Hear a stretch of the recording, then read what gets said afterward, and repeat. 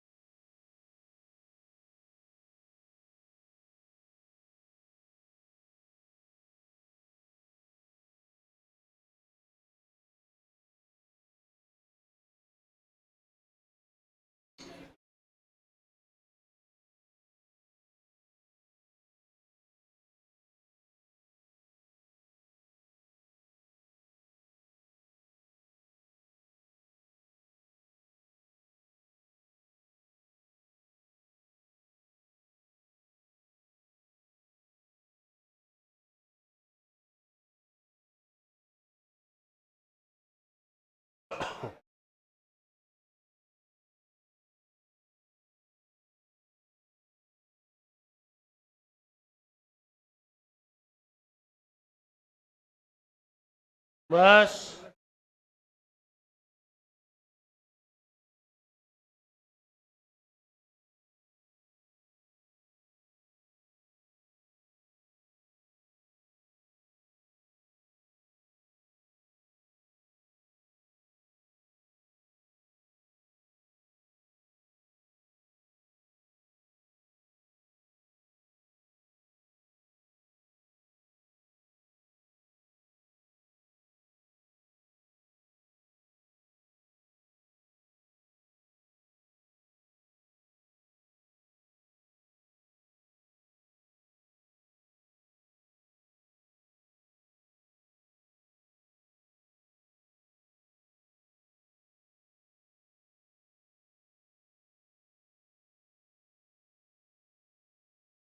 अच्छा जी, सुनो। कोई रिलेशन था 37294563। हमें बताना है डोमेन और रेंज। कोई रिलेशन था 1424372945। हमें बताना है डोमेन और रेंज। सुनो, ये रिलेशन की कौन सी फॉर्म है? रोस्टर। कौन सी? तो बच्चों, ये जो फर्स्ट एलिमेंट है, फर्स्ट एलिमेंट बोलो। ये कहलाएगा डोमेन। 3 2 4 6 डोमेन। सेकेंड एलिमेंट बोलो, ये कहलाएगा रेंज। अब बताओ इसमें क्या हो रहा है कि जो फर्स्ट एलिमेंट है वो एक से ज्यादा बार आ रहा है ना। उसे कितनी बार लिखेंगे? एक बार। टू ज्यादा बार आ रहा है। मेरी बात ध्यान से सुनो, ये रिलेशन को कोई प्रॉब्लम नहीं है कि फर्स्ट एलिमेंट 2 बार आ रहा है या सेकंड एलिमेंट 2 बार आ रहा है, फंक्शन को प्रॉब्लम है। किसको प्रॉब्लम है? फंक्शन को। फंक्शन में फर्स्ट एलिमेंट एक से ज्यादा बार नहीं आ सकता। फंक्शन में फर्स्ट एलिमेंट एक से ज्यादा बार नहीं आ सकता। ये यहां पे 2 आ गया और ये वापस 2 आ गया, this is not a function. Function में फर्स्ट एलिमेंट बार बार नहीं आ सकता। फंक्शन पढ़ाऊंगा तब लिखवाऊंगा। रिलेशन को कोई प्रॉब्लम नहीं है। रिलेशन में फर्स्ट एलिमेंट कितनी भी बार आ सकता है और सेकंड एलिमेंट भी कितनी भी बार आ सकता है। पर किसको प्रॉब्लम है? फंक्शन में फर्स्ट एलिमेंट एक से ज्यादा बार। तो जो फर्स्ट एलिमेंट है वो डोमेन कहलाता है। क्या कहलाता है? तो फर्स्ट एलिमेंट बोलो कौन कौन है? 1 2 3, वापस 2 आ गया, एक ही बार लिखेंगे। 4, रेंज बोलो। 4 2 बार है। 4 7 9 5, समझे क्या? डाउन करली ब्रेसेस में आएगा।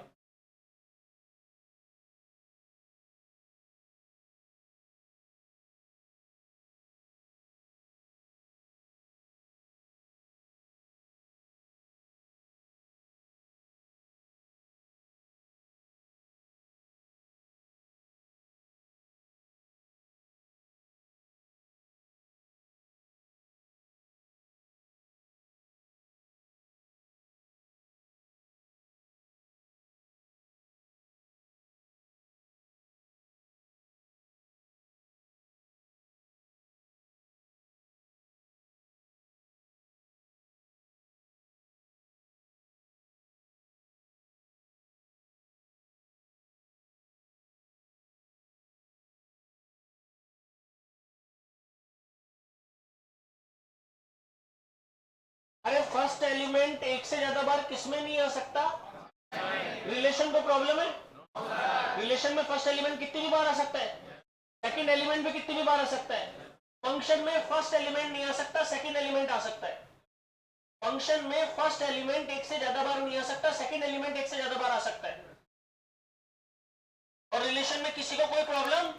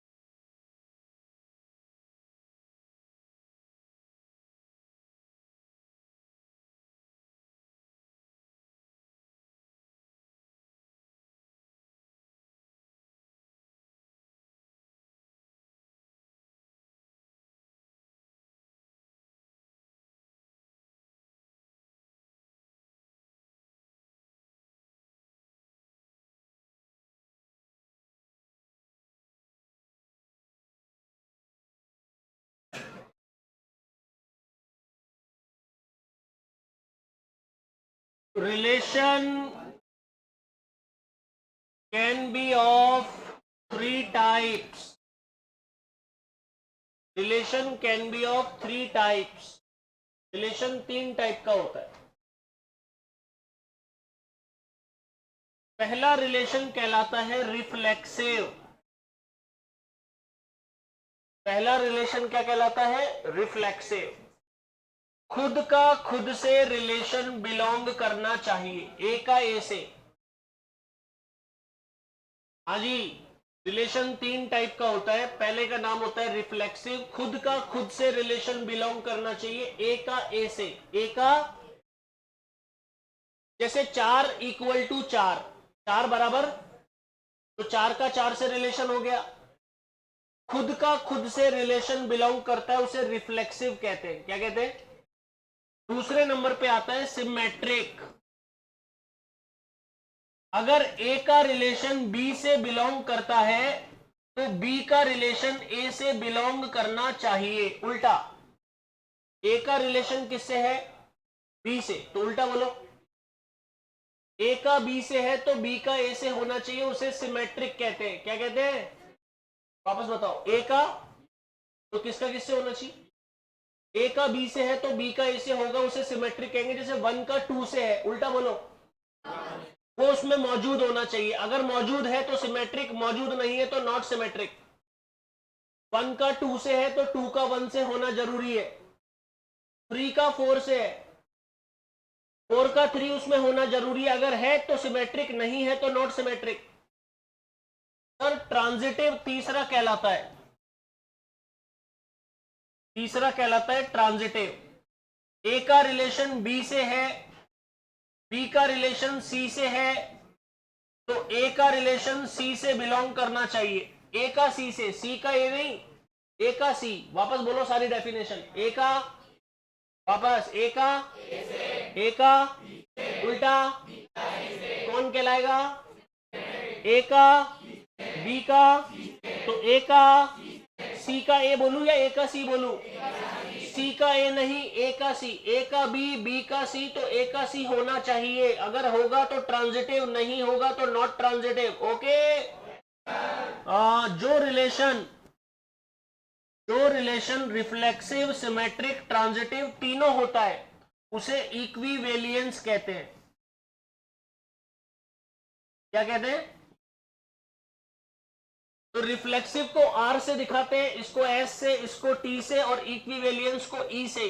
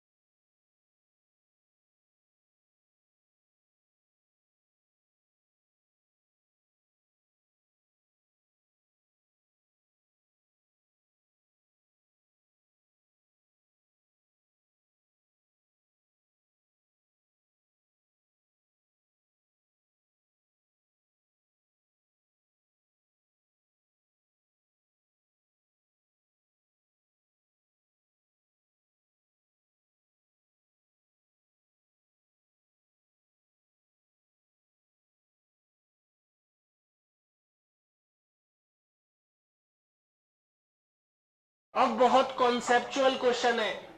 मेरी बात जो सुनेगा उसको समझ में आ जाएगा, और जो बात नहीं सुनेगा उसको समझ में नहीं आएगा। बहुत कॉन्सेप्चुअल क्वेश्चन है, मैं बताने जा रहा हूं। सुनेगा तो समझ में आ जाएगा, नहीं तो नहीं आएगा, मैं कुछ नहीं कर सकता।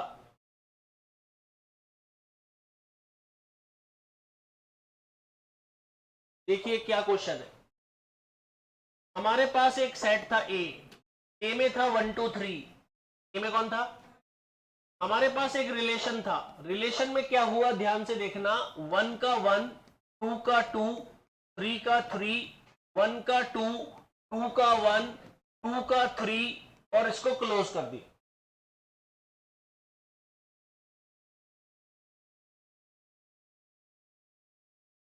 सर ये रिलेशन की कौन सी फॉर्म है? रोस्टर। रोस्टर है। सेट ए में कोई रिलेशन था खुद का खुद से, उसे रिफ्लेक्सिव कहते हैं। क्या कहते हैं? तो बच्चों सुन लो अब, ये बताओ ए में कौन है? ए में कौन है? खुद का खुद से मतलब सारे एलिमेंट होने चाहिए, 1 का 1 से, 2 का 2 से, 3 का 3 से। अगर सारे मौजूद है तो रिफ्लेक्सिव होगा, अगर एक भी मौजूद नहीं है तो रिफ्लेक्सिव नहीं होगा। अगर 1 का 1 और 2 का 2 अवेलेबल होता और 3 का 3 नहीं होता तो रिफ्लेक्सिव नहीं होता। खुद का खुद से सारे मौजूद होने चाहिए। खुद का खुद बोलो, क्या तीनों मौजूद है? तो ये डेफिनेटली रिफ्लेक्सिव है, ये रिफ्लेक्सिव होगा। अगर यहां से 3 का 3 हटा दूं तो रिफ्लेक्सिव नहीं होगा। रिफ्लेक्सिव के लिए सारे जरूरी हैं, तो मैंने बोला ये रिफ्लेक्सिव है। रिफ्लेक्सिव। अब बच्चों ध्यान देना, सिमेट्रिक।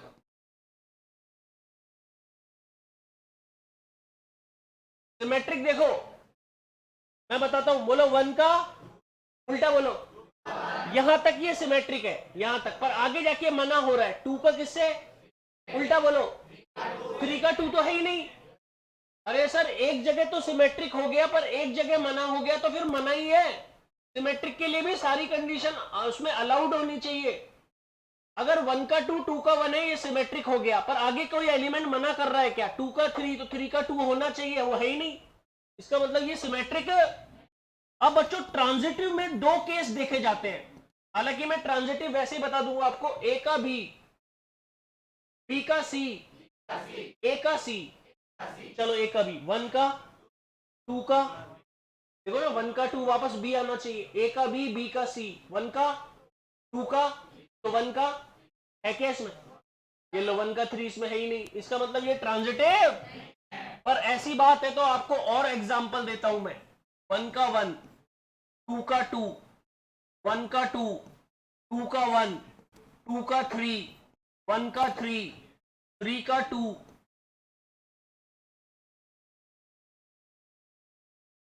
अब ध्यान से देखना, बहुत इंपॉर्टेंट है, बहुत ज्यादा। अब देखना, 1 का 1, 2 का 2, 3 का 3। अरे है ही नहीं सर, रिफ्लेक्सिव नहीं है, 3 का 3 नहीं है, रिफ्लेक्सिव नहीं है। सिमेट्रिक की बात करते हैं, सिमेट्रिक। देखना ध्यान से सारे, 1 का 2 का हो गया, तो 2 का उल्टा बोलो, वो भी अवेलेबल है। 1 का उल्टा बोलो। अरे एक जगह प्रॉब्लम होगी, समझ गए क्या? वापस 1 का 2, 2 का 1 है, 2 का 3, 3 का 2 है, कौन नहीं है? 1 का 3 है तो कौन नहीं है? होना चाहिए था, पर सिमेट्रिक नहीं है। अब ट्रांजिटिव में जिसको एक बार में समझ में आ गया बस हो जाएगा, उसको हमेशा ध्यान में रहेगा। मैं ट्रांजिटिव में आपको बताने जा रहा हूं, ट्रांजिटिव बहुत बार चेक किया जाता है। ट्रांजिटिव में एक से ज्यादा केस चेक किए जाते हैं, जो बता रहा हूं उसको सुनना। 1 का 1 का 2 का, तो 1 का 3 है ना, ए का बी, बी का सी, ए का सी, 1 का 2, 2 का 3, 1 का 3 है, हो गया ट्रांजिटिव, हो गया। बच्चे लगा देते ट्रांजिटिव यस, पर एक जगह और चेक करना है, मैं बताता हूं क्या चेक करना है। बोलो 1 का 2 का, देखो ना 1 का 2, 2 का 1, तो 1 का वो भी है। अरे ये भी चेक करना पड़ेगा क्या? हाँ ये भी चेक करना पड़ेगा। 1 का 1 का 2 का, तो 1 का तो है इसमें मौजूद। और भी देखो, 2 का 3 का, तो 2 का है ना मौजूद। और भी चेक करना पड़ेगा, 1 का 3 का, तो 1 का है ना मौजूद। तो मतलब ट्रांजिटिव में सारे केस चेक करने पड़ते हैं। यस, ट्रांजिटिव में सारे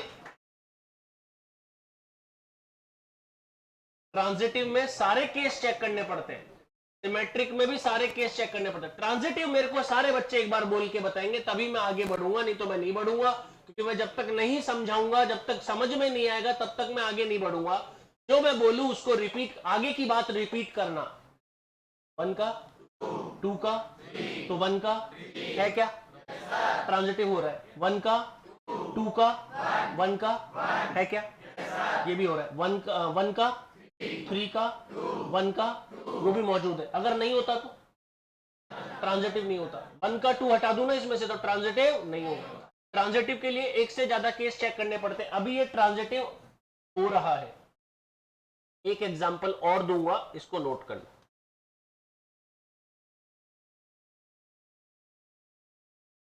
हाँ इसी में बनेगा, देखो ना ये 1 का 2 का, हाँ वो भी देखो ना, बस सारे बता रहा हूं, पहले सारे एक एक करके याद कर। 1 का 2 का, तो 1 का मौजूद है। 1 का 2 का, देखो ना 2 यहां पर है, 2 यहां पर है, ए का बी, बी का सी, 1 का मौजूद है। 1 का 3 का, तो 1 का मौजूद है। सब जगह ट्रांजिटिव हो रहा है। 3 का क्या है ही नहीं इसमें, जितने होंगे उसको सारे चेक करने।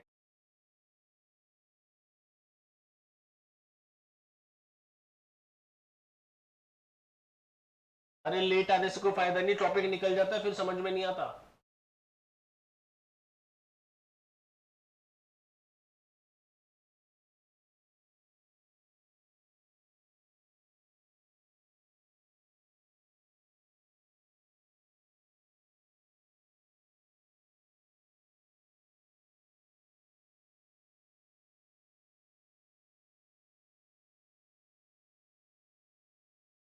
है ही नहीं। 2 का 3, 3 का 2, 2 का 3, 3 का 3। यस, ये देखो बच्चों, एक कॉन्सेप्ट निकल के आया, पर आप लोगों ने भी ध्यान नहीं दिया, मैंने भी ध्यान नहीं दिया। वापस बताना सब। 3 का 3 का और 2 का, और फिर क्या आना चाहिए, है ही नहीं। वापस बोलो, वापस वापस। 3 का 2 का क्या होना चाहिए, है क्या। अरे क्रॉस करो इसको, नहीं तो एग्जाम में गलत हो जाएगा। वापस बताओ।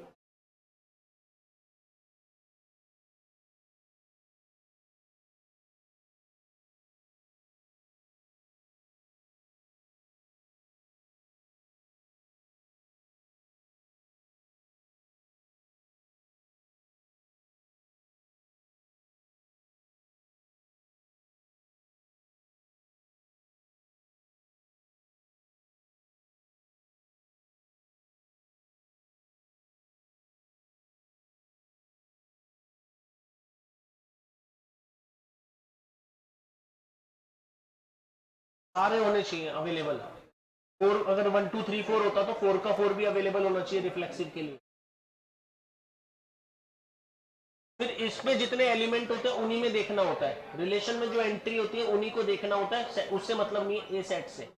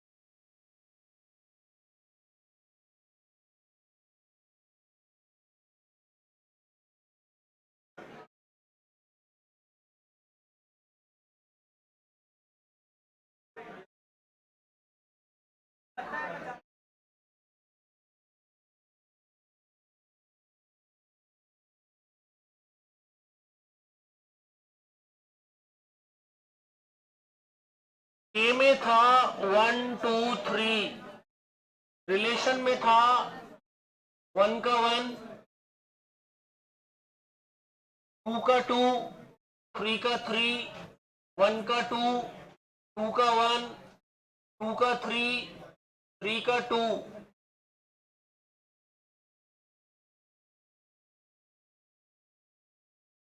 वन का 3। अब बड़ा आसान, अब तो समझ में आ जाएगा, अब समझ में आ जाएगा कि क्या इसकी अप्रोच है। सुनना, खुद का खुद से, 2 का 2, 3 का 3 कौन नहीं है?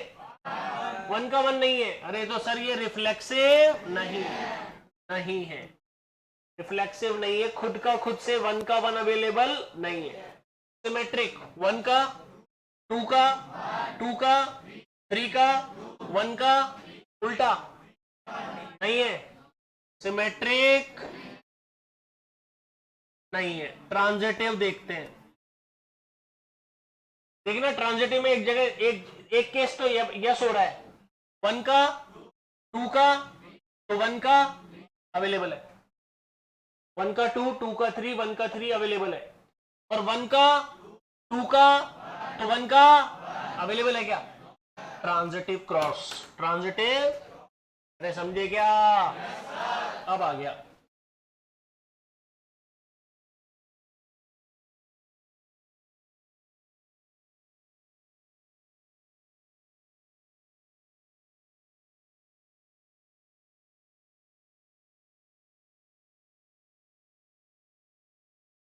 ये डेफिनेशन से होगा, जो जिससे बनाया जा सकता है उसे सबसेट कहते हैं, जो जिससे बनाया जा सकता है।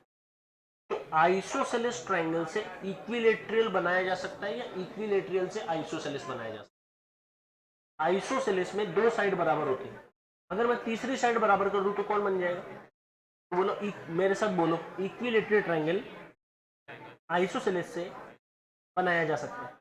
सही बात है। इक्विलेटरल किससे बनाया जा सकता है? तो इक्विलेटरल ट्रायंगल इसका क्या हो गया? Subset. E is a subset of I।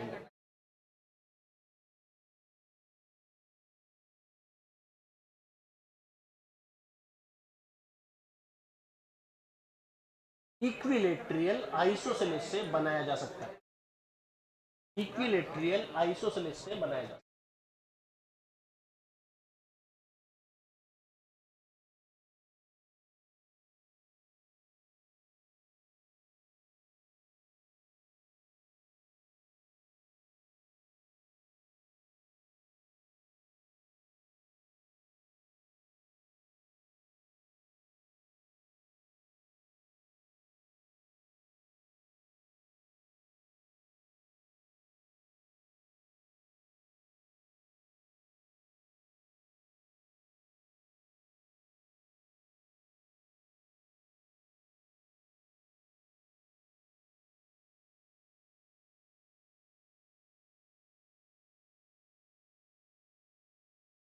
अब दूसरे टाइप के क्वेश्चन,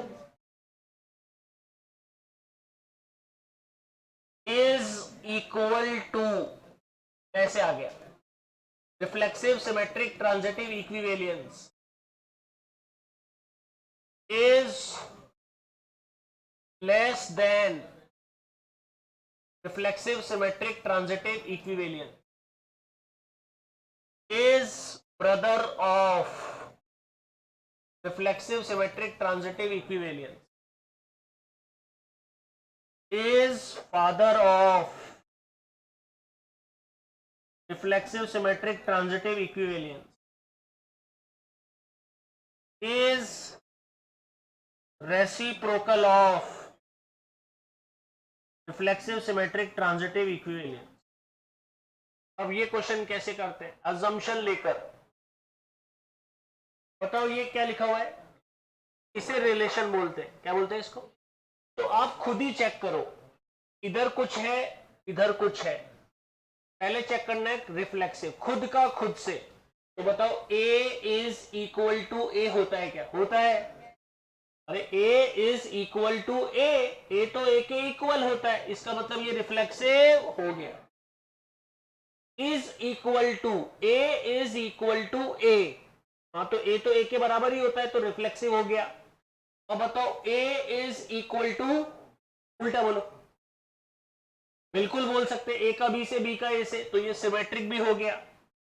अब बोलो A is equal to B is equal to, तो क्या A is equal to C? Yes, A B के बराबर है, बी सी के बराबर है, तो ए सी के बराबर होगा, तो ये ट्रांजिटिव भी हो गया। तो आंसर किस पे लगा के आना है? इक्विवेलेंस। जो रिलेशन रिफ्लेक्सिव, सिमेट्रिक, ट्रांजिटिव तीनों होता है उसे इक्विवेलेंस कहते हैं। क्या कहते हैं? चलो इसको देखो, इज लेस देन, बताओ ए क्या ए से लेस देन होता है क्या? नहीं, ए कभी ए से छोटा थोड़ी होता है, तो रिफ्लेक्सिव नहीं होगा। ए अगर बी से छोटा है तो क्या बी ए से छोटा होगा? नहीं, ऐसा तो नहीं होगा। ए बी से छोटा है तो बी ए से छोटा, तो ये तो सिमेट्रिक भी। अब बताओ ए बी से छोटा है, बी सी से छोटा है, तो क्या ए सी से छोटा होगा? यस, ए बी से छोटा है, बी सी से छोटा है, तो ए सी से छोटा होगा। तो मतलब ये क्या आंसर लगा क्या होगे? ट्रांजिटिव। इक्विवेलेंस हो नहीं सकता क्योंकि तीनों नहीं आ रहा।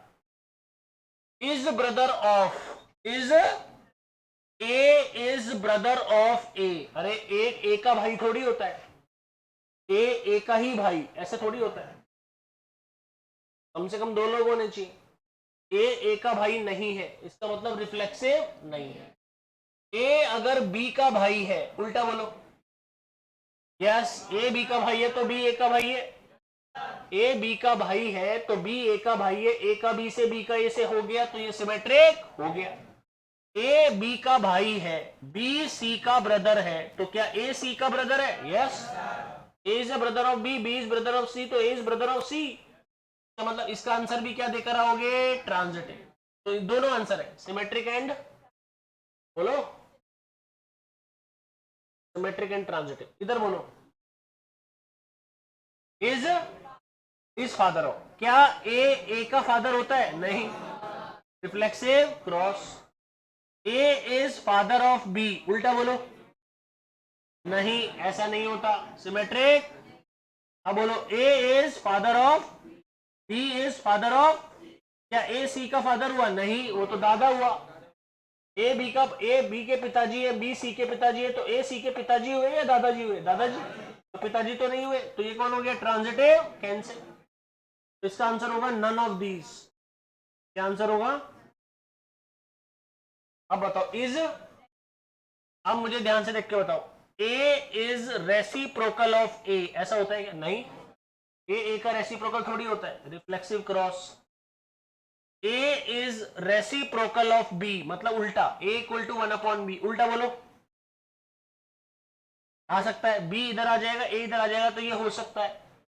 ए इक्वल टू 1/b है तो बी इक्वल टू हो सकता है, इसका मतलब ये सिमेट्रिक हो गया। A equal to 1/b, B equal to 1/c, तो क्या ए इक्वल टू 1/c आएगा? नहीं आएगा। बोलो बी का वैल्यू क्या है?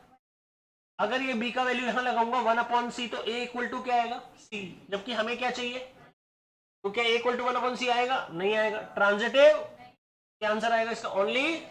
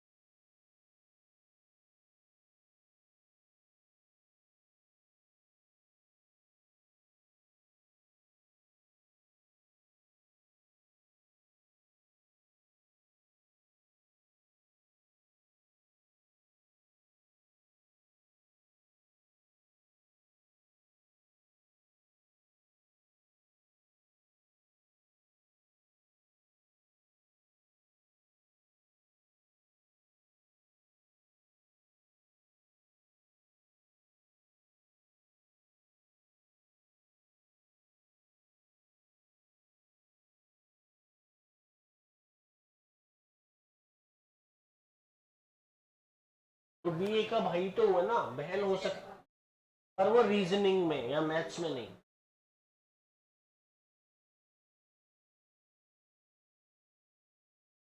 ये स्टेटमेंट देखना होता है, ए बी का भाई है तो क्या बी ए का भाई है, क्या है ना, भाई है ना, बी तो ए का भाई होगा।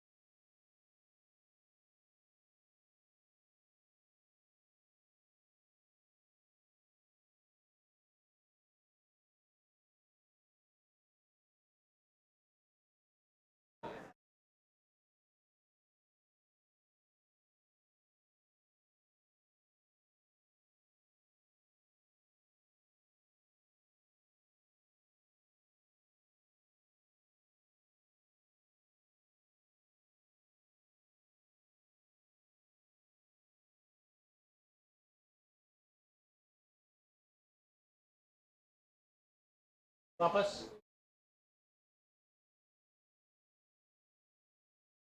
रीजनिंग में होता है, मैथ्स में नहीं बोला जाता। मैं आपसे एक डायलॉग पूछता हूं, आप बताना।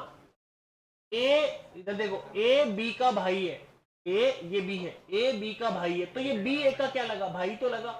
वो सिस्टर हो सकती है, वो रीजनिंग में, मैथ्स में नहीं। ये डायलॉग देखो, ए बी का भाई है तो उल्टा बोलो आप, हो गया ना बी ए का भाई, तो वो सिमेट्रिक हो गया।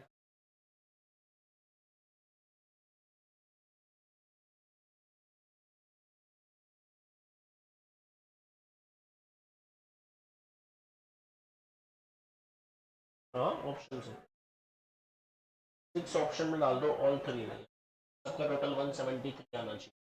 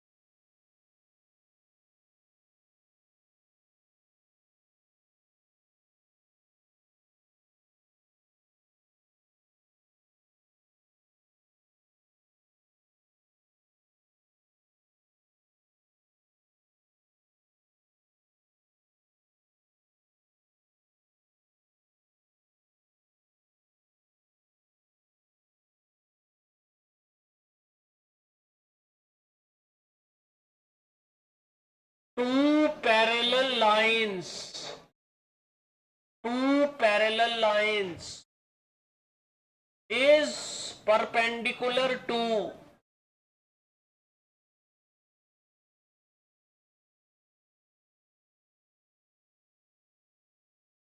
Yes.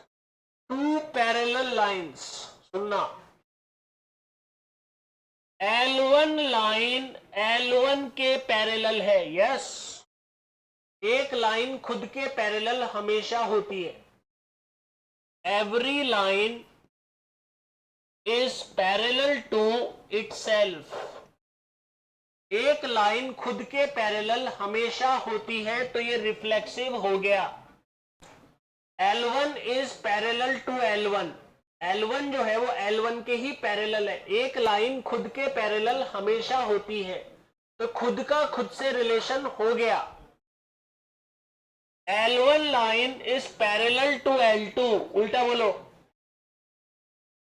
L1 line is parallel to L2, तो L2 line is parallel to L1, symmetric हो गया।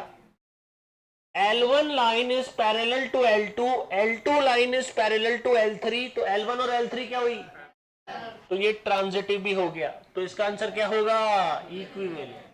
जे यहां क्या बोला है, L1 line is perpendicular to L1, नहीं, L1 के परपेंडिकुलर कैसे हो सकती है, एक लाइन खुद के परपेंडिकुलर नहीं होती तो रिफ्लेक्सिव नहीं हो।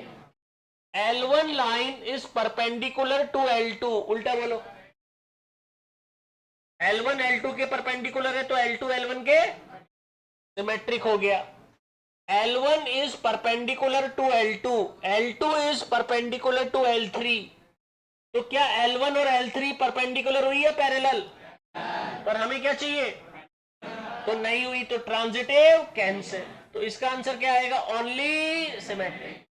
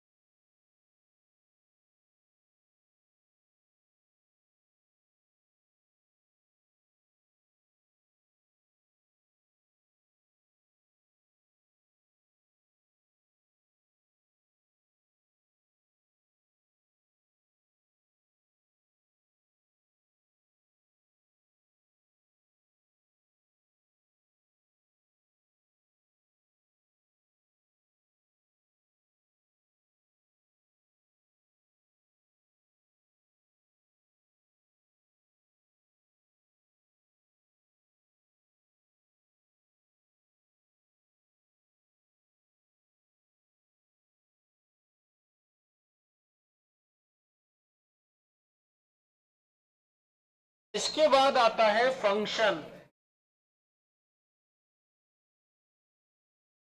Function is special kind of relation.